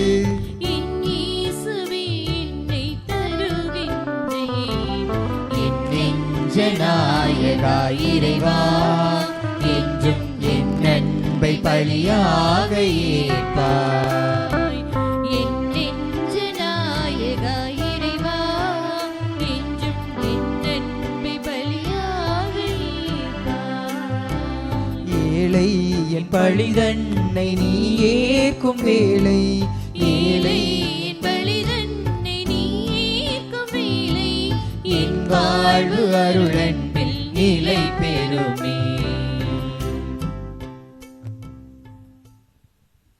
அன்புமிக்க சகோதர சகோதரிகளே, நாம் அனைவரும் இணைந்து ஒப்புக் கொடுக்கும் பலியை எல்லாம் வல்ல தந்தையாகிய இறைவனுக்கு ஏற்றதாகும்படி ஜெபியுங்கள். ஆண்டவர் தமது பெயரின் புகழ்ச்சிக்காகவும் மாட்சிக்காகவும் தமது நன்மைக்காகவும் புனித திரு அவை அனைத்து நலன்களுக்காகவும் உமது கைகளிலிருந்து பலியை ஏற்றுக்கொள்வாராக. ஆண்டவரே, நாங்கள் ஒப்புக் கொடுக்கும் இக்காணிக்கைகள் மீது உம் தூய ஆவியாரின் ஆசியை பொழிந்தருள உம்மை வேண்டுகின்றோம். இவ்வாறு அவை உமது அன்பு திரு அவைக்கு அளிப்பதன் வழியாக மீட்பளிக்கும் மறை நிகழ்வின் உண்மை உலகம் முழுவதும் ஒளிரச் செய்வீராக. எங்கள் ஆண்டவர் கிறிஸ்து வழியாக உம்மை மன்றாடுகின்றோம்.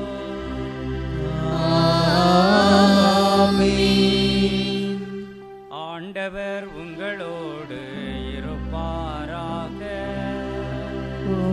ஆன்மாவோடும் இருப்பாராக. இதயங்களை மேலே எழுப்புங்கள். ஆண்டவரிடம் எழுப்பி உள்ளோம். நம் இறைவனாகிய ஆண்டவருக்கு நன்றி கூறுவோம். அது தகுதியும் நீதியும் ஆனதே. ஆண்டவரே, பரிசுத்த தந்தையே, எல்லாம் வல்ல நித்திய இறைவா, எந்நாளும் எவ்விடத்திலும் நாங்கள் உமக்கு நன்றி செலுத்துவது மெய்யாகவே தகுதியும் நீதியுமாகும். எங்கள் கடமையும் மீட்புக்குரிய செயலுமாகும். ஏனெனில் நீர் பாஸ்கா மறைபொருளை நிறைவுறச் செய்கின்றீர். ஒரே திருமகனோடு உறவு கொள்வதால் உரிமை பேரான மக்களாக நீர் ஏற்றுக்கொண்டவர்களுக்கு இன்று தூய ஆவியாரை வழங்கினீர். திரு அவை பிறந்த அந்த நாளிலேயே அதே ஆவியார் எல்லா மக்களுக்கும் இறை அறிவை ஊட்டினார். பல்வேறு மொழி பேசும் மக்களை ஒன்று சேர்த்து ஒரே நம்பிக்கையை அவரே அறிக்கையிடச் செய்தார். ஆகவே பாஸ்கா மகிழ்ச்சி பொங்க அனைத்துலக மனிதர் அனைவரும் அக்களிக்கின்றனர். அவ்வாறே ஆற்றல் மிக்கோரும் அதிகாரம் கொண்ட தூதர்களும் உமது ஆட்சியை புகழ்ந்து பாடுவதாவது: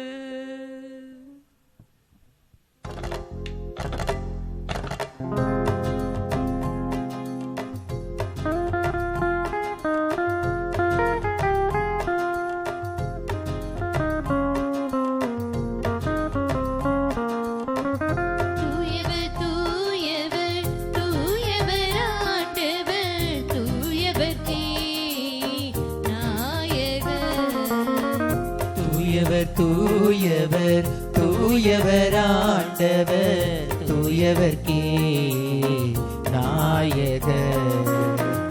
வானமும் வையமும் புகழ் நிறைந்தன. வானமும் வையமும் உன் புகழ் நிறைந்தன. வானிலையாண்டவர் போற்றி. வானிலையாண்டவர் போற்றி.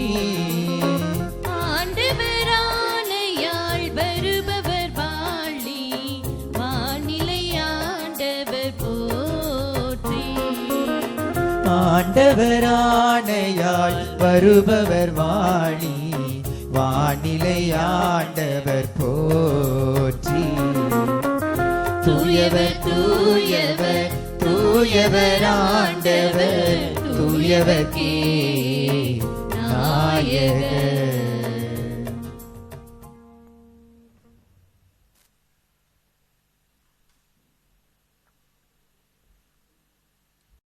ஆண்டவரே, நீர் மெய்யாகவே தூயவர். உம்முடைய படைப்புகளெல்லாம் உம்மை புகழ்வது தகுமே. ஏனெனில் திருமகனாகிய எங்கள் ஆண்டவர் இயேசு கிறிஸ்து வழியாக தூய ஆவியாரின் செயலாற்றலால் அனைத்தையும் உய்வித்து தூய்மைப்படுத்துகின்றீர்.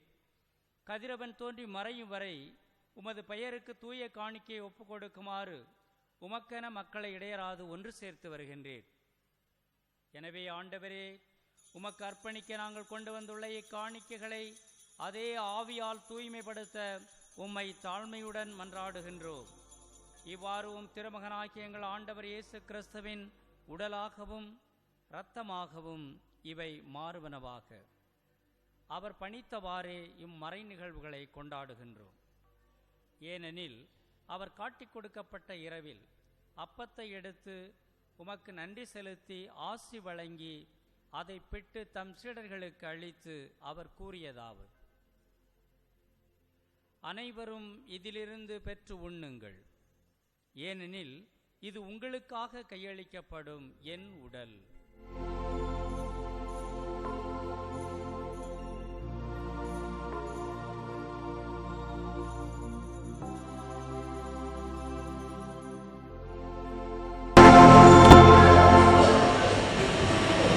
அவ்வண்ணமே இரவு விருந்தை அருந்திய கிண்ணத்தையும் எடுத்து உமக்கு நன்றி செலுத்தி ஆசி வழங்கி அதை தம் சீடர்களுக்கு அளித்து அவர் கூறியதால்: அனைவரும் இதிலிருந்து பெற்று பருகுங்கள். ஏனெனில் இது புதிய நிலையான உடன்படிக்கைக்குரிய என் இரத்தத்தின் கிண்ணம். இது பாவ மன்னிப்புக்கென்று உங்களுக்காகவும் பலருக்காகவும் சிந்தப்படும். இதை என் நினைவாக செய்யுங்கள்.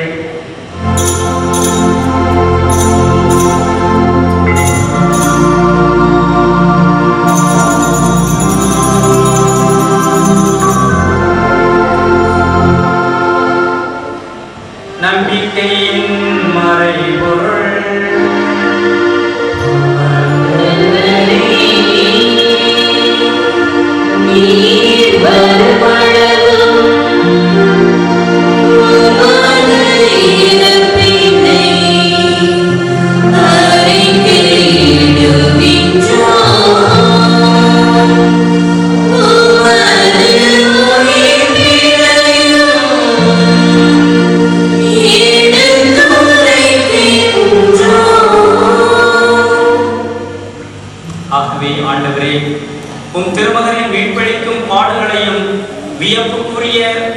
மீட்பையும் முன்னேற்றத்தையும் நாங்கள் நினைவுகூறுகின்றோம். இவர் மீண்டும் வருவார் என எதிர்பார்த்திருக்கும் நாங்கள் இப்புனிதமான உயிருள்ள பலியை நன்றி செலுத்தி உமக்கு ஒப்புக் கொடுக்கின்றோம். உமது திருவையின் காணிக்கையை கண்ணோக்கியுள்ள உம்மை மன்றாடுகின்றோம். இவ்வலியினால் நீ உளம் தனிய திருவிழமானே. இவ்வாறு திருமகனின் திருவுடல் திரு ரத்தத்தால் ஊட்டப்பெறும் நாங்கள் அவருடைய தூய ஆவியால் நிரப்பப் பெற்று கிறிஸ்துவுக்குள் ஒரே உடலும் ஒரே உடலுடையவராக விளங்க செய்கிறார்கள்.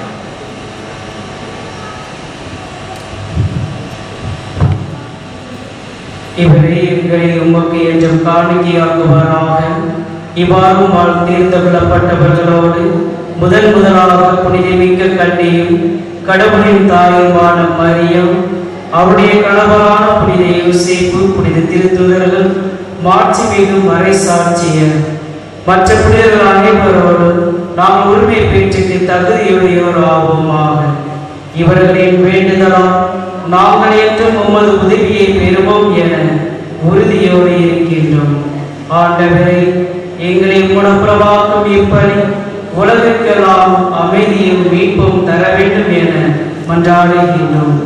இவ்வுலகில் பயணம் செய்யும் உமது அவையை சிறப்பாகவும் அடியாராகிய எங்கள் திருத்தந்தை பிரான்சிஸ், எங்கள் ஆயர் அந்தோனிசாமி, ஏனைய ஆயர்கள், திரைவர், உமக்கு சொந்தமான மக்கள் ஆகிய அனைவரையும் நம்பிக்கையிலும் அன்பிலும் உறுதி பெற செய்வீராக.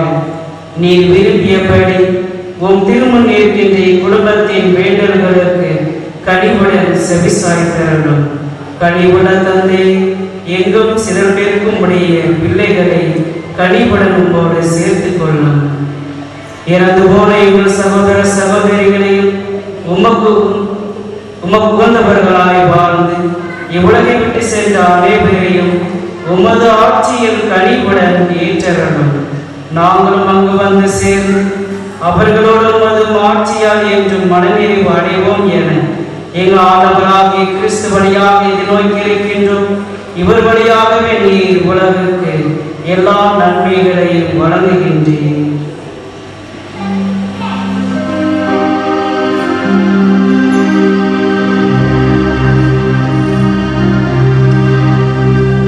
இவர் வழியாக எல்லாம் வல்ல இறைவனாகிய தந்தையே, தூயாவியாரின் ஒன்றிப்பில் எல்லா புகழும் ஆட்சியும் என்றென்றும் உமக்கு உரியதே.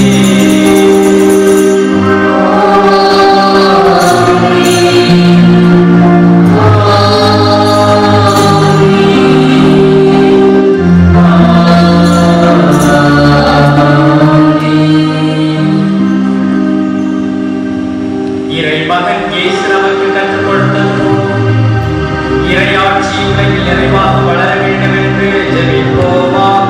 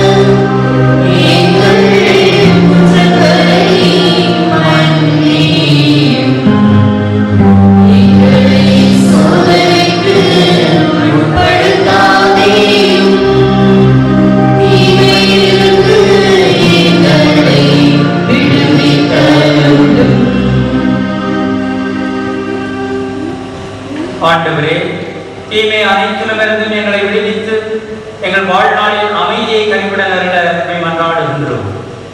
உமது இரக்கத்தின் உதவியால் நாங்கள் பாவத்திலிருந்து எப்போதும் விடுதலை பெற்று யாவும் கலக்கம் இன்றி நலமாயிருப்போமா. நாங்கள் எதிர்நோக்கி இருக்கும் பேரின்பத்திற்காகவும் என் மீட்பராகிய இயேசு கிறிஸ்துவின் வருகைக்காகவும் காத்திருக்கின்றோம்.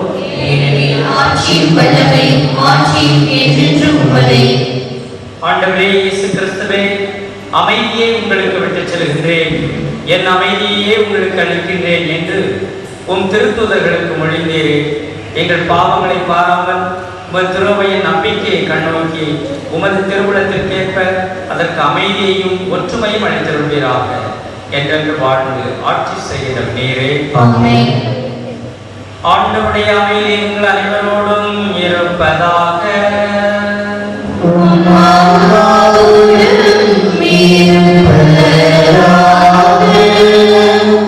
ஒருவருக்கொருவர் அமைதியின் வாழ்த்துக்களை அறிவித்து மகிழ்வோம்.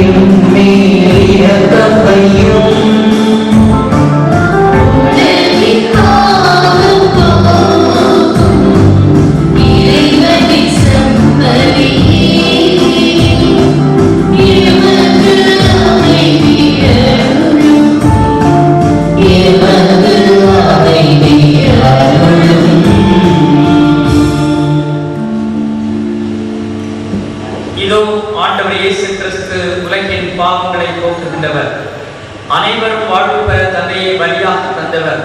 என்னுடைய பலிவாழ்விற்கும் அன்பின் விருந்திற்கும் அழைக்கப்பட்ட நாம் அனைவரும் பேறு பெற்றோர். ஆண்டவரே, நீரின் இல்லத்தில் எழுந்தருள நான் தகுதியற்றவன். ஆனால் ஒரு வார்த்தை மட்டும் சொல்லியருளும், என் ஆன்மா நலமடையும்.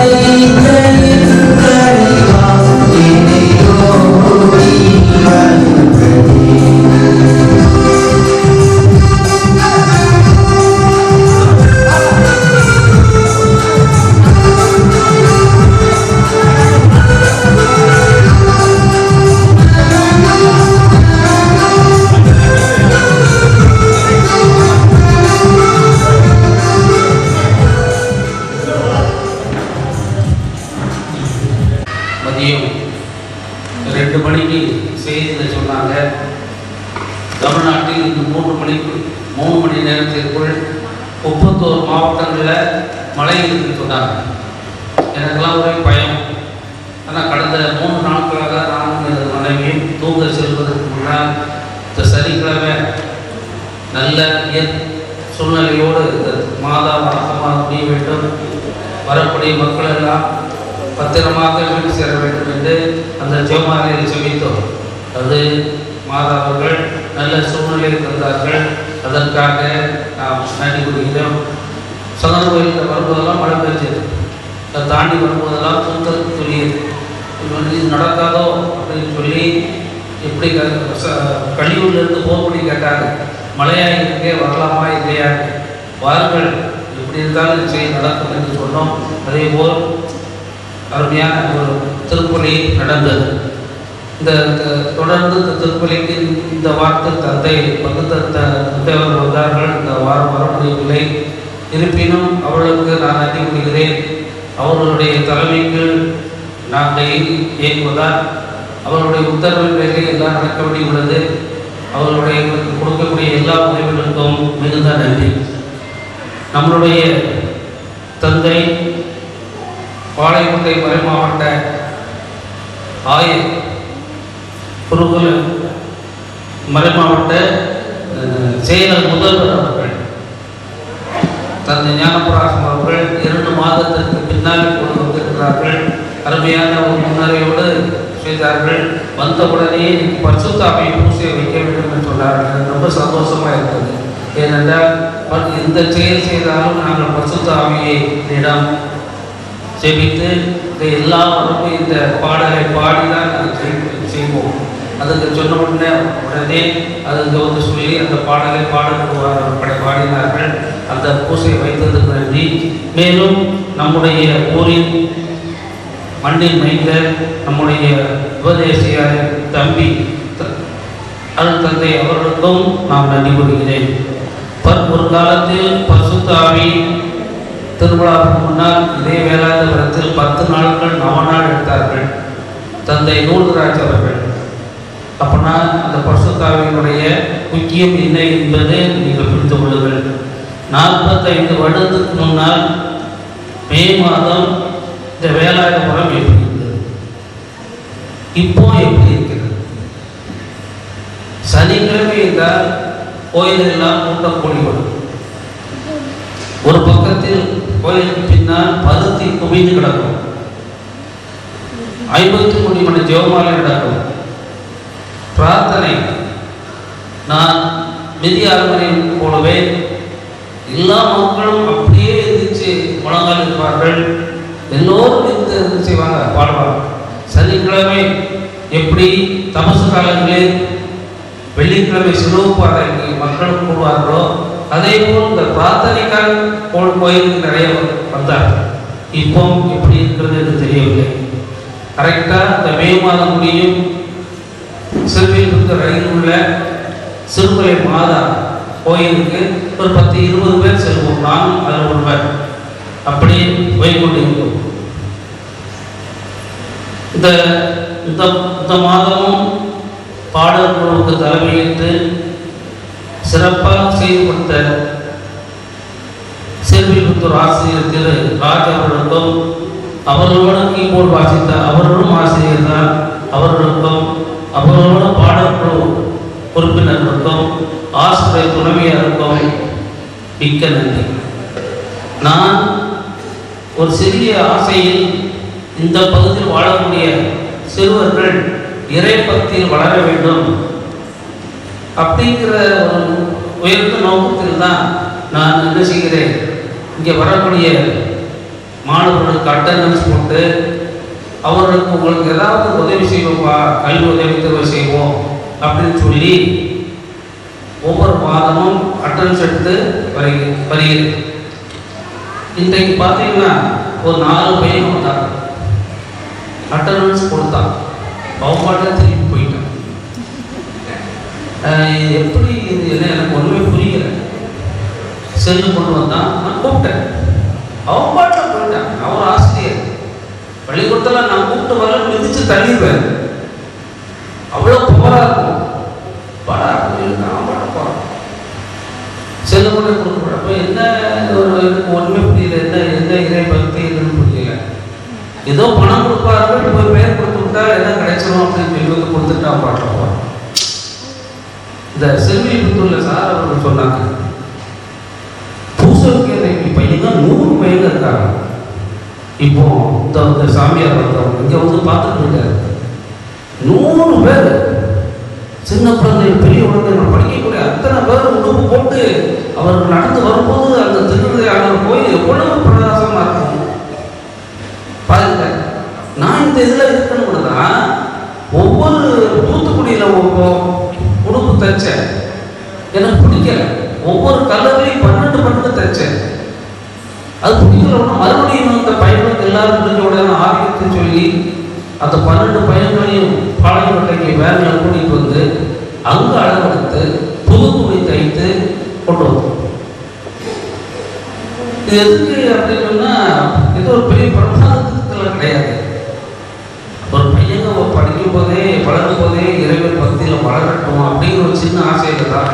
இன்னும் நீங்கள் கவனமாக புரிஞ்சிருப்பீங்கன்னா தெரியும், நாம் வைக்கக்கூடிய இந்த இடத்துல நடக்கக்கூடிய எல்லா பூசையிலையும் பையங்களுக்காக வேண்டியும் ஒரு கருத்தர் இருக்கும். படிக்கக்கூடிய பையனுக்கு இங்கேயும் இருக்கும், பாளையங்கோட்டையிலும் இருக்கும். படிக்கக்கூடிய பையனுக்காக படிக்கக்கூடிய பையன் ஞானத்தோடு வளர வேண்டும் என்றதில் நான் செய்கிறேன். ஜூலை மாதம் ஜூன் மாதம் திருவிருதை ஆண்டவருக்கு ஒப்பு கொடுக்கப்பட்ட மாதம். அதனால திருவிருதை ஆண்டவருக்கு ஒப்பு கொடுக்கப்பட்ட மாதமாக இருப்பதால் அதனுடைய சிறப்பு பூசை நடைபெறும். ஜூலை மாதம் புனித இஞ்ஞாசியார் திருவிழா மாதம். அந்த திருவிழாவின் போது சப்ர பவனி இருக்கும். பூசை முடிவில் அதற்கு ஞானப்பிராசம் அவர்கள் தலைமையில் இங்கே ஒழுங்காக வந்த மாணவர்களுக்கு கல்வி உதவித் தொகை வழங்கப்படும். வீடியோ எடுத்த வாசியர்கள் ராமர் அவர்களுக்கும் நன்றி, உணவு சமைத்த ஆரோக்கியம் அவர்களுக்கு நன்றி, ஒளிமொழி அமைத்து தந்த சரவணாபுரம் மாரித்துறை தம்பிக்கு நன்றி, வாசியர்கள் சதீஷ் அவர்களுக்கும் நன்றி, மற்றும் இங்கு வந்துள்ள எல்லா ஊர் மக்களுக்கும் நான் நன்றி சொல்கிறேன். எல்லா ஊர்லேருந்து பாசனூர், ஆத்தோழி, துறைச்சாமியாபுரம், கஷ்டப்படத்து எல்லா ஊர்லேருந்து கொஞ்சம் இருக்கிறீங்க. எல்லாருக்கும் நன்றி. இன்னொரு வேதனையோடு ஒன்று சொல்ல ஆசிக்கிறேன். உபதேசியாருக்கு நன்றி, தம்பி பீடேஸ்வரர்களுக்கும் நன்றி. ஒரு கரண்ட் வராது, நைட்டு ஃபோன் பண்ணி கேட்டேன், கரண்டெல்லாம் கட்டாகுதாப்பா அப்படின்னு. கட்டாகுது, நான் உடனே ஜெனரேட்டர் கொண்டு வந்தாச்சு. ஏன்னா இந்த இடையூறும் வந்துடக்கூடாது, நல்ல முறையில் நடக்கணும் அப்படிங்கிற ஒரு ஆசையில் நாங்கள் செய்கிறோம். ஆனால் ஒரு சிலர் என்ன நினைக்கிறார்கள்னு தெரியவில்லை. இங்கே வந்தால் எனக்கு ஏதோ பெரிய வருமானம் வருகிறது என்று நினைக்கிறார்கள். கால் வந்துட்டு அதனால தான் அப்படி சொல்கிறேன். எனக்கு எந்த வருமானமும் கிடையாது. தெரிஞ்சா நான் ஒவ்வொரு மாதம் ஏதாவது எப்படியாவது நடத்திவிட வேண்டும் என்று நடத்துகிறேன். அது எவ்வளோ செலவானாலும் பரவாயில்லை, நடத்துகிறேன். வரக்கூடிய செப்டம்பர் மாதம் 15ஆம் தேதி 1000 அவர்களிடம் நான் திருவிழாவுக்கு ஒப்புதல் பெற்றுவிட்டேன். 15 திருவிழா ஞாயிற்றுக்கிழமை சாயங்காலம். அப்பொழுது சம்பளம் எடுக்கப்படும். இந்தியாசியார் திருவிழா வழக்கம் போல ஜூலை மாதம் 3வது சனிக்கிழமை நடக்கும். எல்லா நாட்களிலும் நீங்கள் கலந்து கொண்டு நிச்சயம் கடவுள் போன ஞாயிற்றுக்கிழமை முந்தின ஞாயிற்றுக்கிழமை தூத்துக்குடிக்கு ஒரு கல்யாணத்துக்கு சென்றோம், நானும் என் மனைவி. அப்பொழுது பாளையங்கோட்டையில் இருந்த ஐசி கான்வென்ட்ல புரோவின்சியல் இப்போ மாற்றிட்டாங்க. அவங்க அங்கே வந்திருந்தாங்க. அவங்க எங்கள் 2 பேர்த்தையும் என் மனைவியை பார்த்தவங்க சாரை பார்க்கணும்னு நான் போனோம். இப்போ 2 சிஸ்டர் எங்களோட கூடினார்கள். சார், நீங்கள் இந்த கிறிஸ்துமஸ் நேரத்தில் எல்லாம் இல்லை பிரமாதம் புளி போட்டு பூசியெல்லாம் வைப்பீங்கள, இந்தியாசியார் திருவிழாலாம் கொண்டாடுறோம், அதெல்லாம் இப்போ நடக்கா சார் அப்படின்னு கேட்டாங்க. அதை விட ரொம்ப அதிகமாகவே நடந்துச்சு சிஸ்டர். எதில் போய் முடியுதோ தெரியல, எனக்கு பயமாக இருக்குது அப்படின்னு. எதில் போய் முடிய போதோ தெரியல சிஸ்டர். அவங்க அதுக்கு எது பயமே படாது, கடவுளுக்காக செய்கிறீர்கள், ஒரு காலம் நீங்கள் குறைவிட மாட்டீர்கள், தொழுந்து செய்யுங்கள் இருக்கிறார். அதனால் கிறிஸ்துமஸுக்கு தந்தை ஞானபாசம் வந்திருந்தார். அப்போதான் அந்த சிஸ்டர் அங்கே வந்து சொன்னார், இது என்ஜிஓ காலனி பங்கு நிலைத்தாலும் இந்த அளவுக்கு கொண்டாட முடியாது, வந்து அந்த ப்ரொனன்சியேஷன் கேட்டார். கர்த்தர் உங்களுக்கு விஜயகாலி பாரிஸ் நினைத்தாலே இந்த அளவு அவ்வளவு மக்கள் உதவியாயிருந்து பணம் போட்டாலும் முடியாது, உங்களுக்கு எப்படி இவ்வளவு ஒரு வலிமை வந்தது என்று கேட்டார். அதை மனசில் வச்சு தான் அன்னைக்கு கேட்டார். நாங்கள் செய்து கொண்டிருக்கிறோம், வலுவனுக்கும் கடவுளுக்கும் நன்றி, வழி நடத்தி அவையாளருக்கும் நன்றி. தொடர்ந்து வாருங்கள், முடிந்தவுடன் எல்லோருக்கும் உணவு அருந்தி செல்லுங்கள். 12 மாதமும் இது தொடர்ந்து வாங்க. யார் வந்தாலும் வர வேண்டாம் வாருங்கள். நிச்சயம் இறைவனுடைய அருள் ஆசி வாரோடு கேட்கிறேன். நன்றி. வணக்கம்.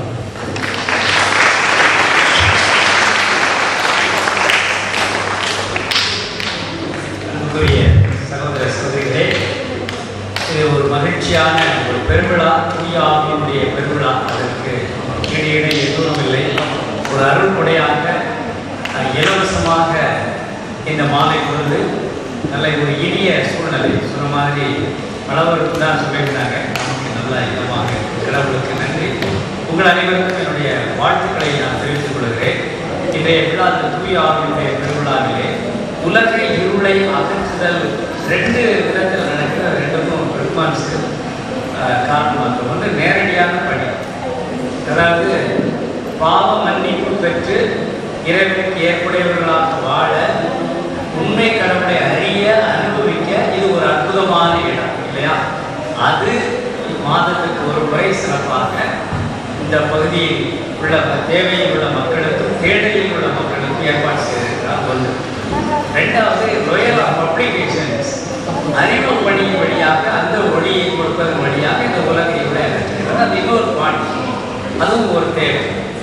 இவ்வாறாக 2 விதத்தில் முழுமையாக உலக இருளை அகற்றி கடவுளின் ஒளியை, அந்த இறை ஞானத்தை நாம் பெற்று நலமாக வாழ ஒரு ஒளியாக இந்த எல்சியம் இருக்கிறது.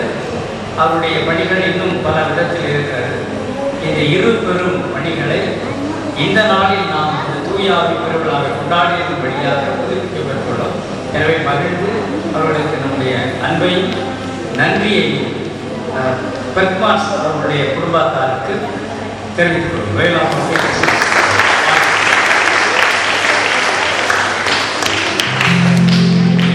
நின்று தூய ஆவியினுடைய உடைகளுக்காக மீண்டும் ஒரு முறை நன்றி கூறி மாற்றார். திருவிழாவின் இறுதி நாளில் இயேசு எழுந்து நின்று உரத்த குரலில் யாரேனும் தாக்கமாயிருந்தால் என்று வரட்டும் வரட்டும் என்றார். அல்லேலூயா.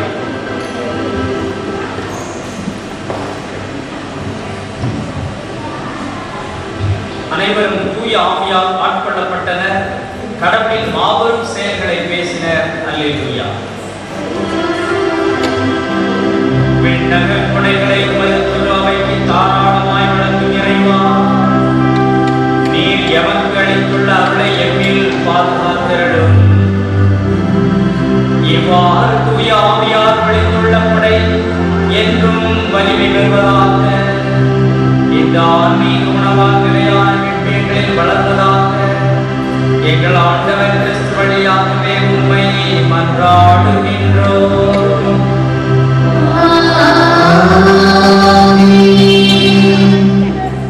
ஆண்டவர் உங்களோடு இருப்பாராக.